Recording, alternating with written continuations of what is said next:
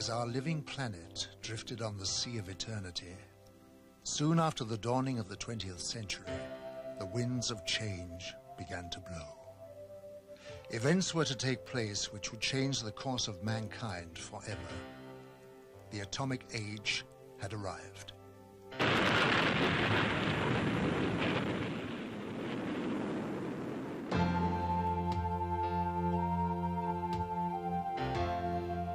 As man detonated weapons of immense power, lights started to appear in the sky in a way that suggested that something was following the course of events. The shattering thought imposed itself that we were perhaps not the only inhabitants of the universe. Since the beginning of civilization, we had been watching the stars, never dreaming that they, in turn, might be watching us. History was about to change.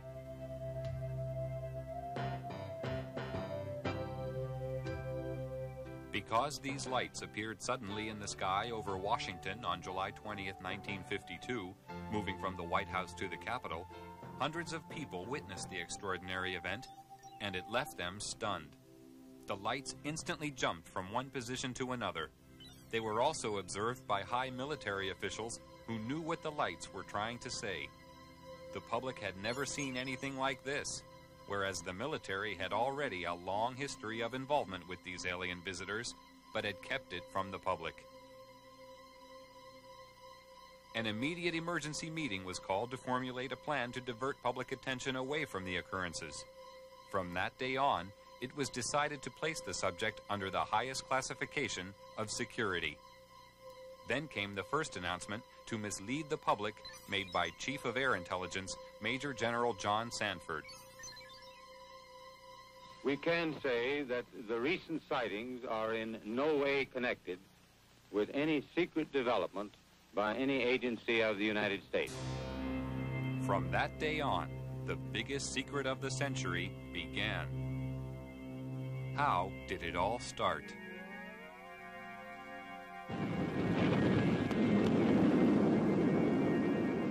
After the first atomic bomb was detonated, more tests were made of the effects on the environment and human subjects to gauge the degree of contamination unleashed. No knowledge of the devastating long-term effects existed at this time. Here in New Mexico, an army base close to a small town called Roswell became the focus of attention on July 2, 1947, when Bill Brazel, a farmer, found a crashed disc-shaped craft on his land. The military arrived on the scene and quickly isolated the spot when they found debris scattered over a wide area. They also found 4 dead humanoid alien bodies who had been ejected from the craft. Because of many recent UFO sightings by the military, they accepted the existence of visitors from outer space who obviously possessed a technology which was far beyond our understanding. Now, for the first time, they had tangible evidence and were eager to learn its secrets. Roswell was the home of the 509th Bomber Wing, the sole American atomic bomber group. Major Jesse Marcel, an Army intelligence officer, was engaged on the recovery operation and asked Walter Haut, the Army public relations officer, to prepare a story for the local newspaper. He told me to prepare a release with basically the information that he gave me over the phone.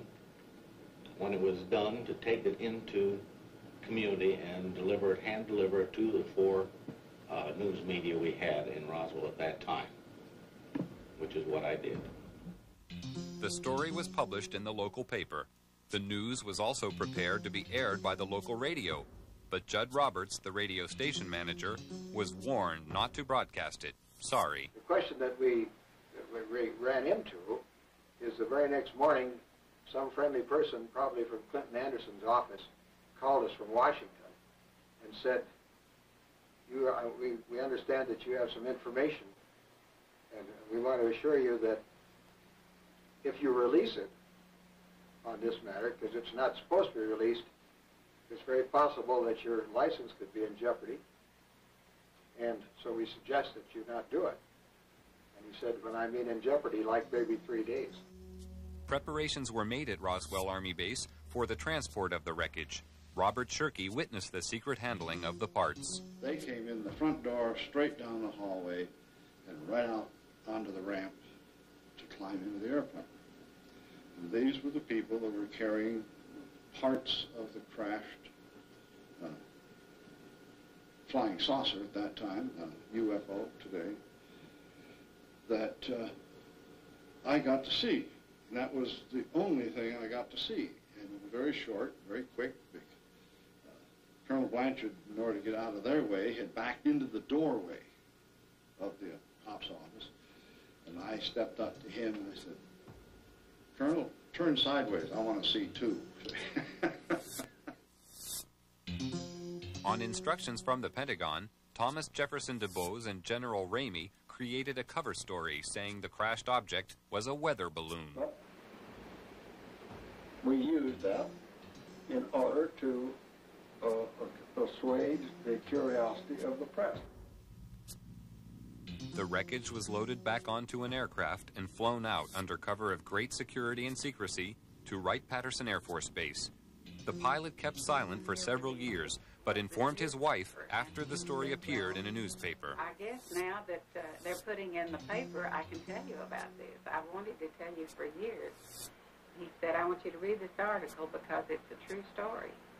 And I not only know that it's true, but I'm the pilot who flew the wreckage of the UFO to Dayton, Ohio. Wright-Patterson Air Force Base was considered the most technologically advanced research center in the United States.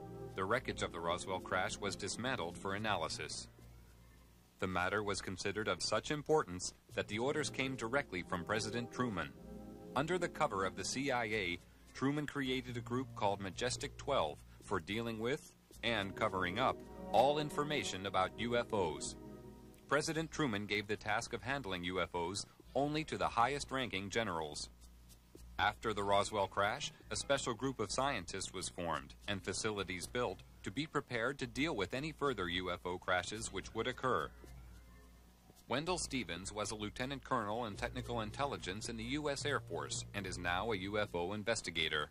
Now having an extraterrestrial vehicle and some bodies in their hands, didn't know when the next one would come down, where they came from, what they were going to do about it. There were a lot of unanswered questions. And the United States was in a turmoil at the time administratively because we were shifting from a war economy and a military-industrial command structure to a civilian structure. So the military was still dominant, and they wanted to keep control of this until they knew what was happening.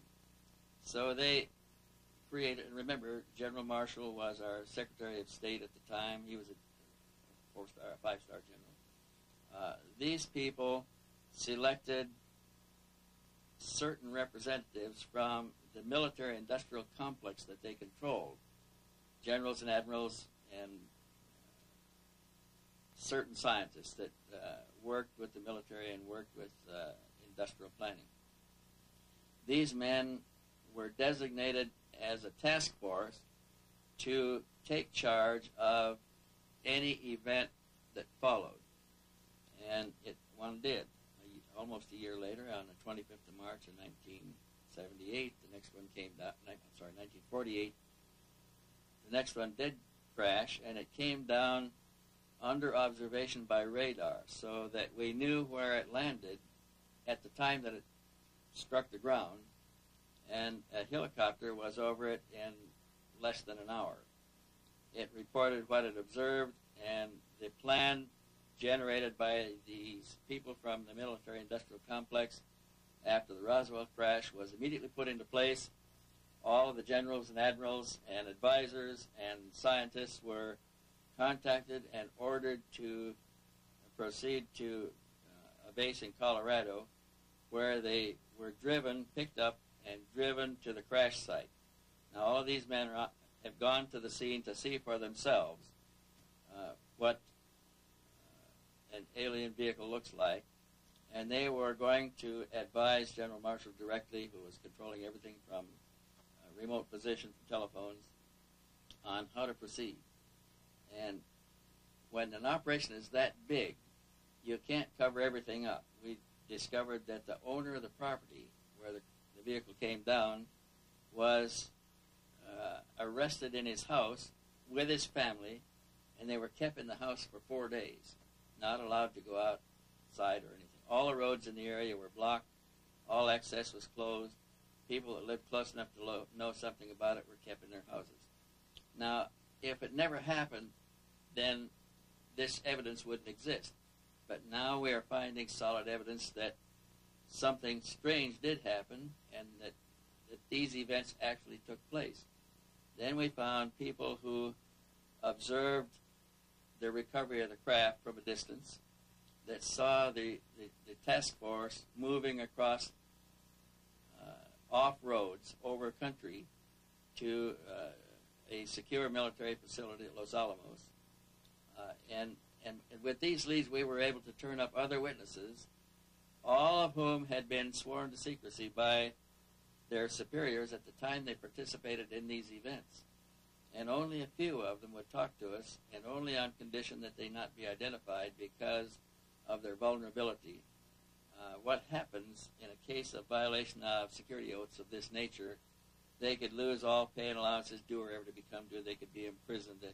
They could be fined a lot of things that none of them could stand. Through Secretary of State General Marshall, the security of the UFO situation was intensified. A closer relationship developed between the military and Majestic 12. As time passed, the power of Majestic 12 grew stronger. Virgil Armstrong was an intelligence officer with the CIA and worked with highly classified assignments. He retired with the rank of major. I received documents which said that a UFO had landed in the middle of White Sands, New Mexico proving grounds, and that this object was inert, was under surveillance, and would be kept under surveillance until they could determine whether it was hostile or friendly. It later turned out that it was friendly in that the occupants were dead, and when we got aboard, there were 5 bodies. The bodies were diminutive in size, in other words, 3.5 feet. The largest one was just under 4 feet. 2 of them were obviously the commanding officers because 2 of them wore epaulets on their shoulders. Later turns out that they were all male. When we flew them back to Wright-Patterson, of course, the examination, physical examination, and the autopsy, of course, revealed that they were indeed all male. From descriptions given by several witnesses, the aliens have very large eyes, a small nose, and a small mouth. They are usually about 3 feet 6 inches in height and have no body hair. Now, consider, if you will, the position of the United States government at this time. They proudly thought of themselves as the most powerful nation on Earth, having recently produced the atomic bomb and won World War II with it. They had built a jet aircraft that exceeded the speed of sound in flight, or would, in October of '47. They had built bombers with intercontinental range that carried weapons of enormous destruction. Now, imagine what it was like for these same leaders, all of whom had witnessed the panic of the Orson Welles broadcast in the War of the Worlds in 1938. Thousands of Americans panicked at a realistically presented invasion of Earth. But imagine their horror as they actually viewed the dead bodies of the real aliens. Imagine their shock as they tried to determine how these saucers were powered and could discover no part even remotely similar to components they were familiar with. No cylinders, no pistons, no propellers, no vacuum tubes. It's only when you fully understand the overwhelming helplessness the government was faced with in the summer of 1947 can you comprehend their perceived need for a total, thorough, and sweeping cover-up to include the use of deadly force.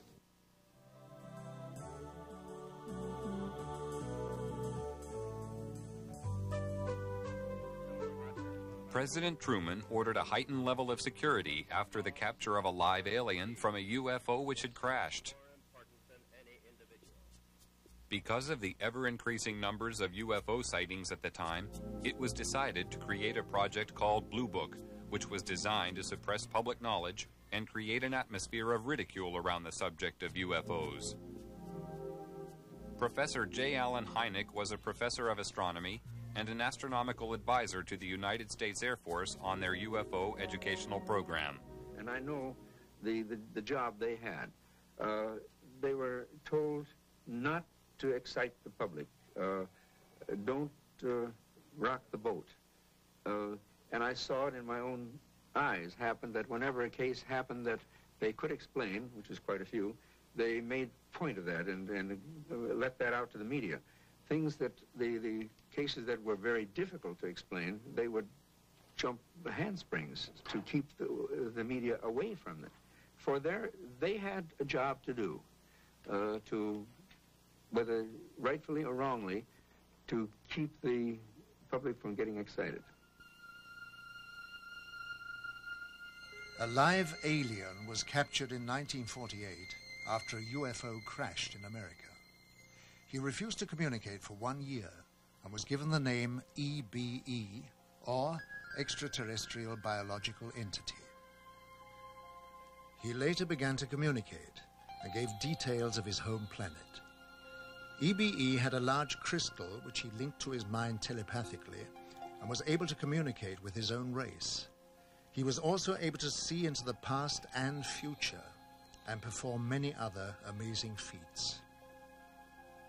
He told of believing in the universe as the supreme being and stated that his race lived in harmony without wars and had nearly eliminated all diseases. He said they lived to approximately 800 years of age and that their technology was far in advance of ours. The authorities were amazed by the things they were shown through the crystal. EBE was able to communicate with huge spaceships which were holding orbital positions thousands of miles from the Earth. He told them that their craft were capable of reaching areas of the universe beyond our imagination, and that they were operated by thought control coupled to biological computers, and consequently did not have any control systems as we understood them.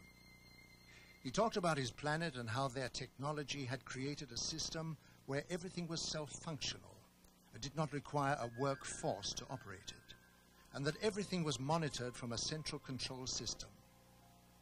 He said that technicians were present there. He said their power source was eternal energy from the cosmos. He told them that his race didn't have a government like Earth, but a society governed by wise elders who sat in council to make decisions of policy. They did not have a monetary system because the needs of the people were catered for by the Federation, which made them all equal. At the request of the aliens, a meeting was arranged with President Eisenhower in 1954. It took place amid tight security at a secret location.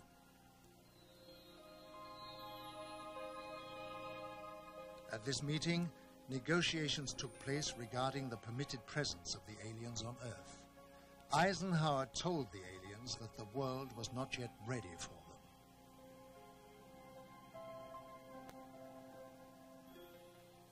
Eisenhower witnessed an alien demonstration of technology and power at Muroc Dry Lake, which is now called Edwards Air Force Base. I believe we made a deal, and the deal was that in exchange for super technology, super weapons technology, we would agree to ignore the abductions that were going on. He made it more military-oriented than, say, a civilian president would have. And it's this, I think, that has let his actions let the real power of the executive office slip through the hands of the president into MJ-12. The President of the United States does not have a high enough clearance to know the whole thing. And it's interesting to note that above top secret, there's 38 levels of clearances. Eisenhower is the last president to have a full briefing on the alien problem. There was a disdain of elected officials throughout the intelligence and military communities, and they just didn't like elected officials. So every president since then has not had high enough clearance to know the whole problem. Now they know there's aliens, they know we've recovered saucers, and they know that we're trying to get technology. But there are certain other things which probably only about 25 people on the face of this earth know. But while the visitors monitor our every move with their superior technology, being technically advanced does not always ensure their own safety. This was proved by the UFO crash in the Kalahari Desert in 1989. One of the most documented cases of all time referred to a 60-foot wide spacecraft which was forced down on the border of South Africa. This craft impacted with the desert at high speed, causing a crater 450 feet in diameter and 36 feet deep. Official military documents reveal that the craft entered South African airspace at 1:45 p.m. on the 7th of May 1989 and was intercepted by 2 Mirage jet fighters. Because the craft failed to respond to communication, one of the fighters was ordered to attack the craft with an experimental laser cannon. This caused the craft to lose altitude and crash. After the craft was retrieved, it was removed to a secret Air Force base, and on arrival at this base, it was found a door had partially opened in the side of the craft. Hydraulic pumping gear was brought to the scene, and the door was forced open. When this was done, 2 aliens staggered out of the craft, and it was found that one appeared to be seriously injured. They were immediately arrested and removed to a medical centre, where a medical team was sent in to try to assist. The authorities at the scene entered the UFO, and hieroglyphics were found inside the machine, alien hieroglyphics, of course, and various items of electronic equipment were also removed from the craft. The retrieval team from America arrived eventually, and the object plus the aliens were eventually taken by C-5 Galaxy transporters back to Wright-Patterson Air Force Base, where further analysis was taken on. When the military entered the craft, they quickly removed portable equipment and instruments, some of which were considered useful as potential weapons. This was not certain at the time, but was clarified after scientific investigation. Also found aboard the craft were a series of hieroglyphics, which indicated that the aliens had a written form of communication. The writing gave the impression of an alien alphabet, but it is not known if any of the scientists present were able to understand its meaning. Data found on the craft were stored on a system of silicone slides. It was obvious to everybody at the site that they were dealing with a very advanced technology, including the propulsion system. As more and more alien technology comes into the possession of our scientists, more understanding is being gained about the physics involved in producing propulsion systems capable of taking man deep into space. The American Naval Deep Space Command, who also call themselves the Guardians of the High Frontier, are responsible for the location and identification of all objects in space around Earth. It's their claim that they can track and identify an object as small as a football at a distance of 30,000 miles. They refer to unrecognized tracks as unidentified orbiting objects and have been known to locate up to 6,000 of these in a 3-month period. Their area of responsibility lies outside the Earth's atmosphere. Below this level, the monitoring of the sky is taken over by NORAD, which is the North American Air Defense Network. Larger radio telescopes are on station throughout the world. They can scan the heavens to distances of hundreds of light years. This network of space surveillance ensures that any object heading towards the Earth can be tracked from a vast distance. As an object approaches, it is monitored throughout its journey. If any object should land or crash on Earth, the contact point is known immediately, and quick response teams swiftly arrive on the scene. This network was created after the Roswell incident, and since that time has developed into a sophisticated search and retrieval operation. Quick response teams are located in strategic positions throughout the world. Once there, they isolate the area and ensure that the public is kept unaware of sensitive incidents. All over in NATO, they are interested. It's generals and colonels. The Americans are interested. The English are interested. Everybody knows about it. I was one in Wiesbaden with one of the squadrons down there, and I worked with a colonel. And one afternoon, I was going to nearby town. I don't remember the name. And I went to the office in civil clothes to pick up something, and he was sitting there. Hey, Major, he said, where are you going? I'm going to city. What is that? he pointed, I had my badge here with a flying saucer on my blue jacket. I said, what? That, damn it, that. I said, nothing. It's a flying saucer. I said, it couldn't be. You Americans have proven they don't exist. Shut up, he said. He took the telephone and rang. Jack, Pete, come on now. And in a sudden, we had 5 officers and himself. And we talked for 3 hours. And they knew exactly as much as I did. So everybody knows about it. And it is not illegal. And you are not disliked. I have talked with generals for hours, not on my purpose. They asked me to talk with them about it. They have received my magazine, UFO Contact, for years.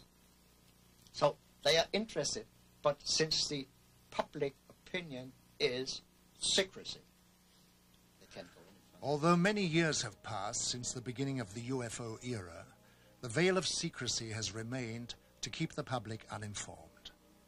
Despite the suppression of information, millions of people throughout the world are still seeing and reporting the presence of UFOs in our airspace. And many more millions are now firm believers in the presence of extraterrestrial flying machines. They know that UFOs exist.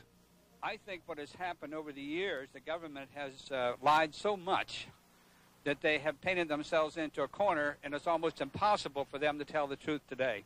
The biggest secret in the history of mankind, and the government is not going to let this out. There is no way to get anything out under the Freedom of Information Act. In Russia, the subject of UFOs is now out in the open. Marina Popovich is a retired Russian cosmonaut and fighter pilot. During her military career, she was twice awarded her country's highest military order, Hero of the Soviet Union. She is now one of Russia's leading UFO researchers. 10 years ago, people only made jokes about this subject. Now the attitude to UFOs is very positive. The majority, 80%, think there is extraterrestrial intelligence and that this intelligence is trying to establish mutual contact with us. Now cosmonauts and pilots are more willing to report their contacts with UFOs when they have taken place. Unlike the rest of the world, the Soviet Union has an openness about the subject of UFOs. They even have a monthly television program devoted entirely to it. In the near future, university courses will also be available to study the subject. Several Soviet generals have already stated that there is no question as to what UFOs are. We know they are alien spacecraft. But at the Center for UFO Studies, we have a computerized data bank that now has more than 75,000 UFO reports on it. And what is even more interesting, they come from, by latest count, from 133 countries. When you start reeling off the countries, it sounds like a roll call at the United Nations. And even more interesting than the just numbers themselves don't mean so much, but the thing that finally convinced me that we were not dealing with nonsense is basically the caliber of the witnesses.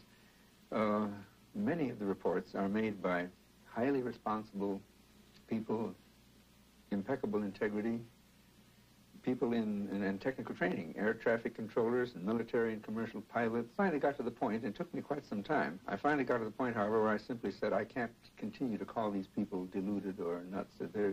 They are seeing something. Something is real. The late J. Allen Hynek was an astronomer, just like I am. His background and mine are very similar. He was for many years a professor of astronomy, and so was I.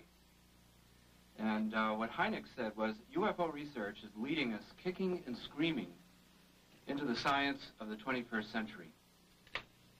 Like Hynek, I sought to debunk the reality of UFO phenomena, and like him, discovered just the opposite. Technology has advanced rapidly over the past 50 years for all the world to see. But in secret locations, amid tight security, the true advance of technology is hidden from public knowledge. From one such location came the stealth bomber. This futuristic aircraft is the only type known which has the ability to fly into radar-protected areas unobserved, almost without sound, to perform whatever task is necessary. The technology used in the production of the aircraft is a giant leap forward from conventional technology, and the question has to be asked, Where did it come from? At one super-secret U.S. government test facility situated in the Nevada desert, strange glowing lights are regularly seen performing aerobatic displays which are far beyond the capability of our known aircraft. They seem to be intelligently controlled. Can this be yet another example of some secret, very advanced technology? Or are the authorities hiding some exotic foreign contrivance? Here at Area 51, also known as Dreamland, is the most highly protected and secret facility in the whole of the United States. Bob Lazar, a physicist, worked on special projects within this complex and felt compelled to reveal what he saw. They are actively and have in their possession alien spacecraft, and they are actively undergoing analysis and flying them. They set up and produce their own gravitational field. Just as the Earth holds all matter down, they produce that same field, but out of phase, and it repels itself. The effects that can cause, the way in which everything operates is by all intents and purposes, magic. I mean, it is so far beyond our level of technology. Why is such technology available only to the few and not to the whole of mankind? Have we the right to know? Are we ready for it yet? Or is the race for technological advantage more important? Why keep a secret about probably one of the most important events in history, that there's been contact from an alien civilization? It's a significant event in history, more significant than anything. With the tremendous distances involved, travel to the stars would seem impossible. But with man's endeavor and resourcefulness, these problems will be overcome as they always have been in the past. Scientific estimates tell us that there will be a breakthrough in space travel in the near future. When the boundaries of distance break down, the Earth will become our home, the universe our world. If NASA has its way, many of the next generation will be residents of Mars, and the move towards this has already begun with the development of a space station. This was the essential first step towards making man a citizen of the universe. What is really the long-range purpose of the space station? And we have worked on that question for a long time in NASA. We have started in the early 60s under the guidance of Dr. Werner von Braun and others to look at long-range goals beyond the moon, beyond Mars even. And only recently, in fact it was July 20th, 1989, the 20th anniversary of the landing of Apollo 11 on the moon, that President George Bush proposed a new program, a long-range program, with a goal to return to the moon and eventually go on to Mars, to the United States, as a long-range commitment.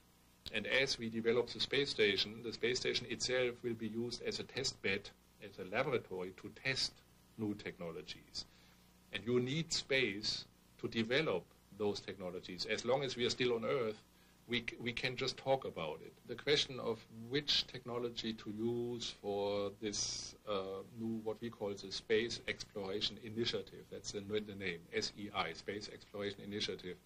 What technology to use in the area of propulsion or life support or materials and structures and power and communications is being analyzed and investigated by NASA right now.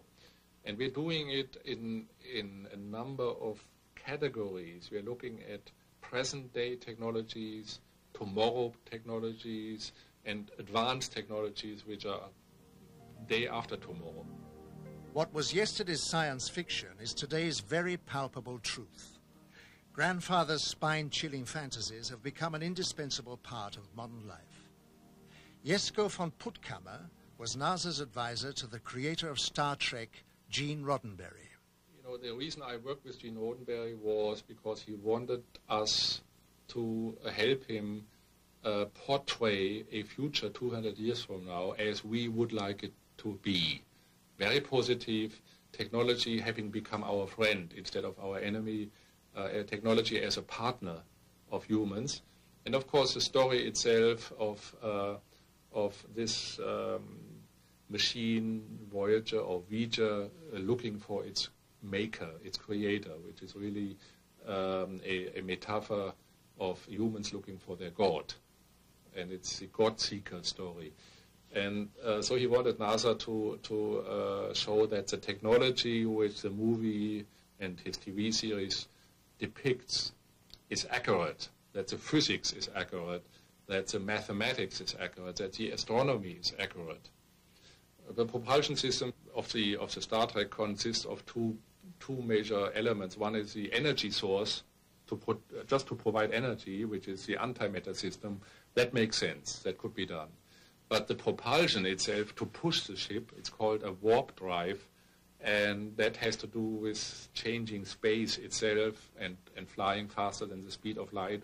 We know what antimatter is, and that when you have antimatter and real matter and it comes together, you get a tremendous explosion. You get tremendous energy. E equal mc square, as Einstein said. And so this is the most powerful reaction you get in the universe. Therefore, the Starship Enterprise uses it.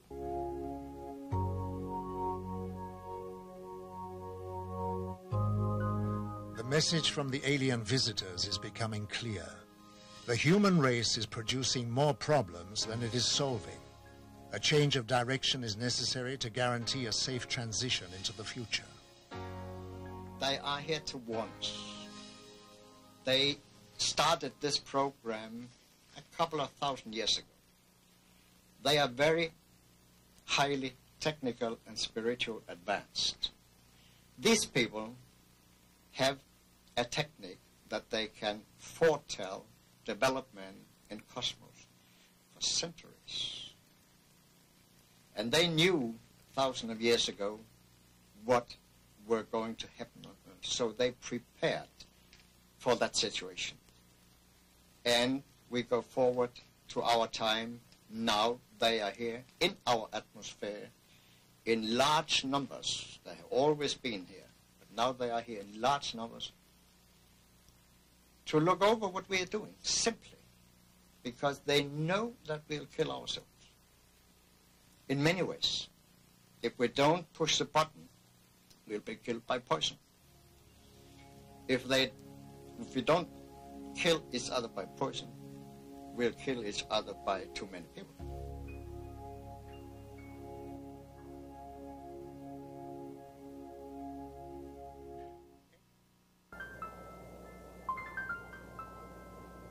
Earth, the gem of the cosmos, a living, breathing miracle of creation, the home of mankind, a partnership of dependency and loyalty to each other. The passing of time saw man forget his loyalty. He began to poison and suffocate his planet because of his growing need for power to fuel his technology. A scientist of great wisdom and vision, Nikola Tesla, foresaw this danger and offered the world his discovery of the magic wave as pollution-free energy. His offer was rejected. Tesla gave you multi-phase power, he gave you AC power, the practical transmission of electrical power, the rotating electromagnetic field that made motors and generators possible, and so he literally helped you bring in the electrical 20th century. Had it not been for Nikola Tesla, your cities would still be dark, you still would not have electric power, and you'd still be struggling around in the dark. So yes, Nikola Tesla was important to us. Had we listened to Tesla about the other parts of the magic wave he had discovered, he would have given us cheap energy. I delivered a paper in Ottawa, Canada, where I gave the actual mechanism by which his amplified transmitter, his magnifying transmitter, actually worked. There are over 1,000 papers in the scientific literature that show that mechanism is real. It would have worked, and he could have given the world cheap energy. You could not, however, have had a power meter on that you sell it to folks. They could have tapped it cheaply and freely just for building the antennas and putting in the taps. And so the powers that be suppressed Tesla and Tesla's work because of the fact that he was going to get the power meter off of your power. He would have given you cheap energy and cheap power and clean power. He did give you radio, he gave you fluorescent lights, he gave you the things that made motors and generators, and he gave you the electrical 20th century. He would have given you a lot more had we listened to Tesla and funded him. Tesla's advanced knowledge of the laws of electricity and magnetism, combined with his ability to put them into practice, gave him foresight into the next generation of electronics with regard to light and its structure. He was an ambitious man who was a great favorite in society, where he would show a light bulb in his hand burning without any electrical connection. Tesla said, "I could only achieve success in my life through self-discipline, and I applied it until my wish and my will became one." He was a magnificent genius, and had he been funded to continue his work, the world would have been 100 years further in science than it is today. Here, some 80 years later, so to speak, after the collapse of his magnifying transmitter, and here we are trying to rediscover what Nikola Tesla was doing right at the turn of the century. And so we're almost a century behind where we should be. That's the importance of Nikola Tesla. Progress is the process of moving forwards and not backwards. It is a combination of achievement and forward vision which serves its creator without fear of unforeseen consequences. There can be no progress if these rules are not observed. People always back something they call progress without giving it a proper definition. I think technical innovation is not progress by a long way. Technical innovation can only be progressive when it is combined with a step in the direction of humanity, and it's just that I miss. Nuclear power stations are not progress. Because of this monstrous gigantomania in the buildings and the walled-up concrete areas and the risks, you are here playing with a fire that can't be put out, and the risks are extremely inhuman. And so these gigantic buildings are put up, and especially the military-industrial building complexes, which in the end all lead to the scars of this pseudo-progress, practically destroying the natural foundations of human life. And so that the whole of society becomes, in effect, a society of chaotic beings that will lead to global suicide.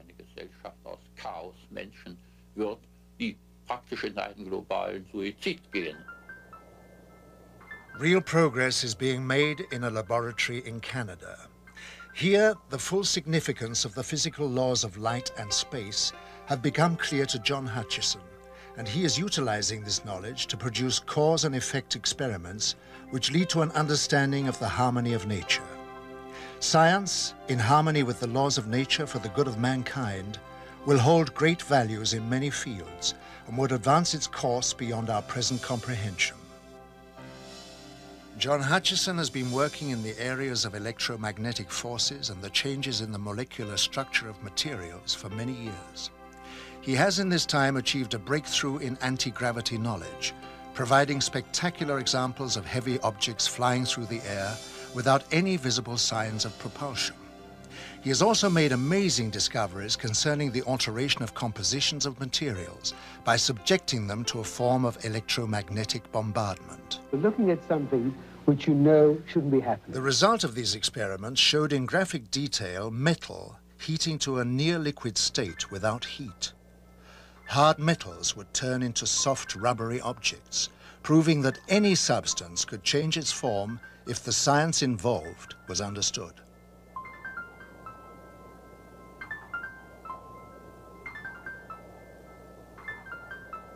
I immediately realized that this had tremendous significance. It had significance in space, it had military implications, and its understanding could possibly open up a whole new energy source. Hutchison is one of the growing number of scientists who realize that by applying physics to the natural laws of the universe, science will be taken into areas previously unrecognized. John Hutchison's achievement will give science a new momentum as it moves into the next century. The technology that we are aware of is quite staggering anyway. But then there is also the technology which the governments are putting together, which we don't know about, and they've obviously got their own reasons for their secrets. But if we had any comprehension of how advanced this technology was, then I think people would then begin to realize that even our own people are far more advanced than they would believe. And once they can realize how wrong they were in this direction, then they can start to wonder, well, if we are as advanced as this and with no idea of this, is it not feasible that there is something out there which is more advanced than this? And perhaps all the technologies which are being put together at this moment in time are catching up on our alien friends, which I very, very much doubt. But I'm sure that is the reason this technology is being put together. You've got to realize that things are not always as they seem.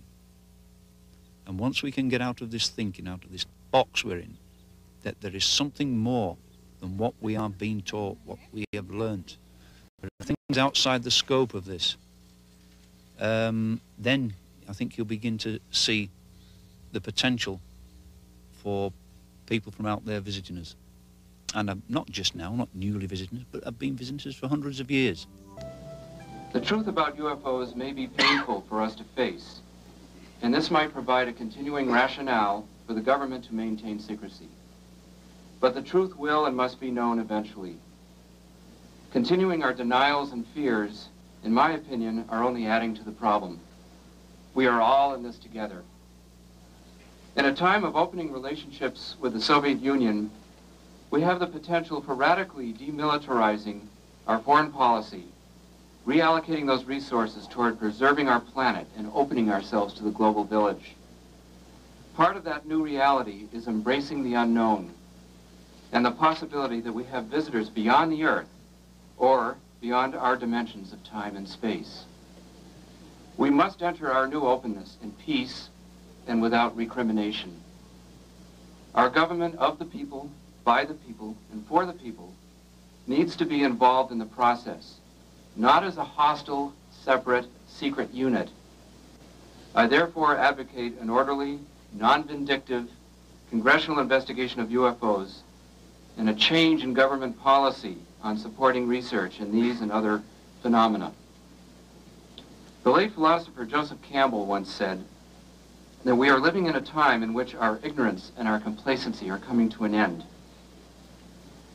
It's time we let go of our fears and evolve to a higher awareness of ourselves and our place in the universe. Maybe the cover-up was in our best interest, maybe not. Maybe the government underestimated the intelligence of the American people and decided we just couldn't handle it.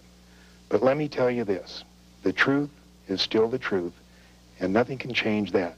Not the military, not the government, and not me.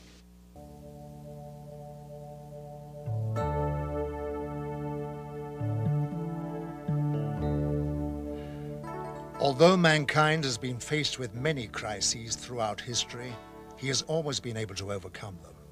Today, the vast power and unlimited potential of man's mind is understood. In fact, he's created computers that can pick up and even reflect his own thoughts. Man is a complex whole, possessing the capability to make matter visibly change. With the power of his mind, he can tap the energy source of the cosmos to manifest all possible necessities of life for himself. Thoughts are energy. Energy influences matter. The technology involved is one of peace, as it eliminates war. And it's only a matter of time before everyone discovers this ability. If we can create in the laboratory, without any doubt, a mind-over-matter interaction that's a few parts in 10,000, certainly all you have to do is extrapolate that a little bit to come up with a mind-over-matter mastery that could happen later in our own development, and certainly what seems to be true in some of the UFO visitations. And of course also we have various case studies like Sai Baba being able to materialize and dematerialize things in his hand, or various forms of levitation. These are all things that are very real. They're not, drummed up by people. It's just that our ability to face that reality has been quite compromised. I should have known all along that the so-called new physics, in a way, actually makes all of this possible. That in a way, we physicists have kind of forgotten what we're all about.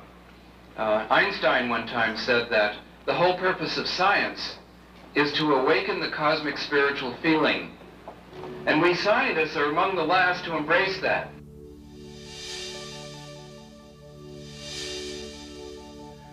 The cosmos is the energy and lifeblood of all things.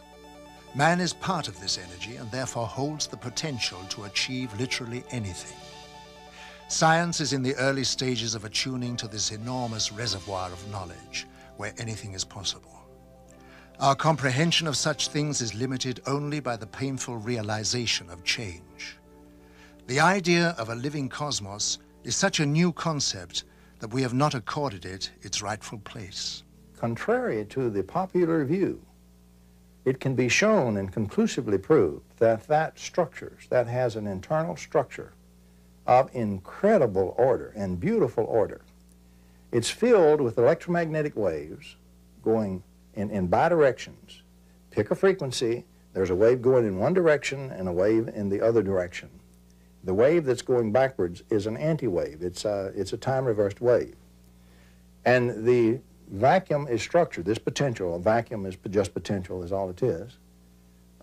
This potential is filled with a harmonic series of these waves. And so it structures spatially by bidirectional wave sets, and it structures vertically in terms of harmonics. Now, if you then invoke this structure, and you do that with a nonlinear material, and you put in one wave in the nonlinear material, that material will take from the vacuum that excess structure because it turns everything into a potential, and it will put out multiple frequencies and harmonics. That's what nonlinear materials do. Interestingly enough, if you take time-reversed waves and put in those harmonics, when they back up through, they will restore one wave. You can gather the energy and collect it and integrate it together and produce a single thing of much greater energy and lower frequency. And so what you have is the vacuum structures in frequency and spatially, and the connection are waves. And by the way, these waves do not have to move at the speed of light. They can have much greater velocity. Yes, our knowledge grows rapidly in almost every discipline. Conservative scientists in the past, or if you like, futurologists, have always been too cautious, too conservative in their estimates.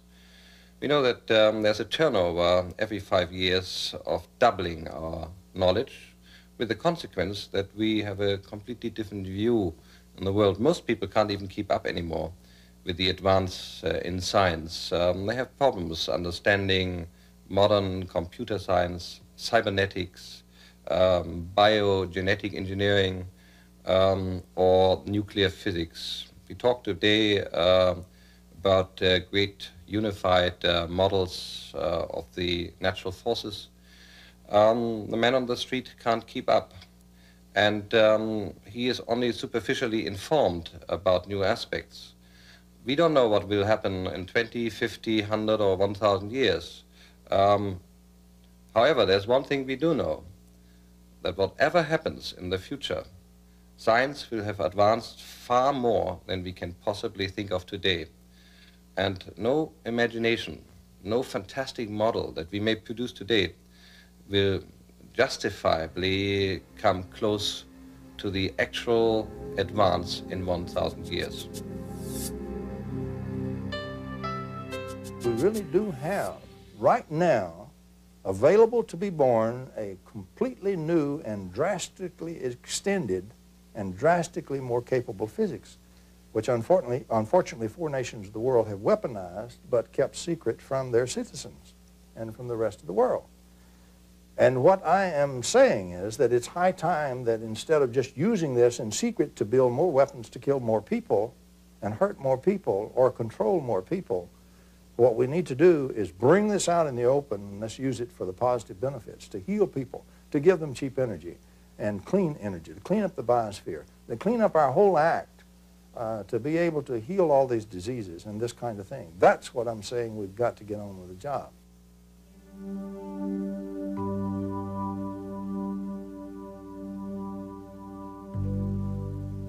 Life on your Earth is dependent on new sciences and technology to achieve advancement.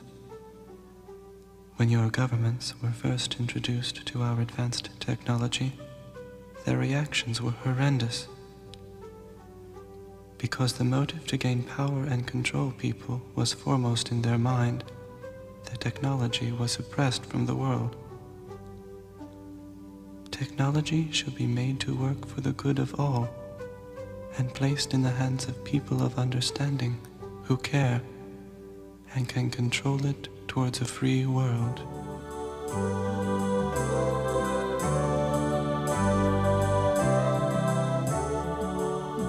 I think the first point in overcoming any difficulty or any problem or any crisis is to have the faith that something better is possible. Without faith, without trust that it can work out better, without the vision of something greater, it won't happen.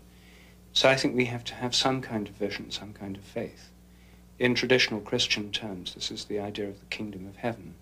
And most visionary schemes in the West are under the influence of this Judeo-Christian model, that at the end of history there'll be a new era, a new dawn, a new age, the kingdom of heaven. A utopia. Well, I mean, there are many different ways of formulating this. We have to think this. I think it's built into our whole civilization. It's very difficult for us not to think this, or at least if we don't think it, we despair.